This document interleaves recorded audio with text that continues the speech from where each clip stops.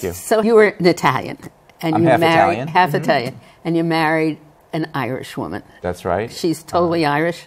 Yeah, her ancestry. She's grown up here in New York, Yeah. but yeah, that's really where the idea Came from. I was just reflecting one day. We get along pretty Yeah. well, but I knew that in the past, for somebody who was Italian to marry someone Irish would have been caused some controversy in their families, and so I just became interested. Well, how did we get to the place we are now from that place we were back in the past, where there was a lot of rivalry about the two? So I began to, Really? research it, and found out the rivalry was actually much deeper than I thought from stories I'd heard growing up. So, do you have lessons from this? I mean, can we ever hope that, groups that are antithetical to each other will ever get together? Yeah, I think that's the hope.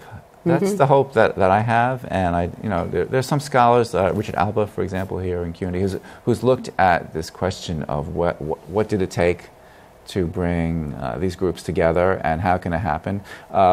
It helps if there are good economic times, so people are not, because a lot of our ethnic and religious tensions, there's an economic underlay to it. Yeah. And so if it's good times, that helps. It also helps when a group gets recognized through its own heroes, a Jackie Robinson or LaGuardia or Frank Sinatra or Joe DiMaggio. So you have a long, yes, Yeah. we even talk about them in the program, and there's so much more to talk about. But you really, and the intermarriage, you think is also?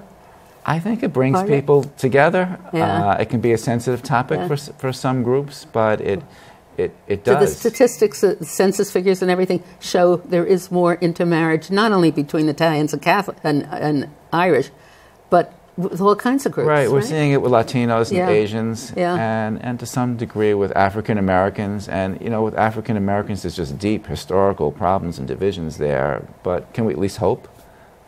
Well, I think so. Yeah. But it's difficult. That's what's the lovely thing about this book. It's got wonderful stories in it, but it's cheerful. We didn't even talk about the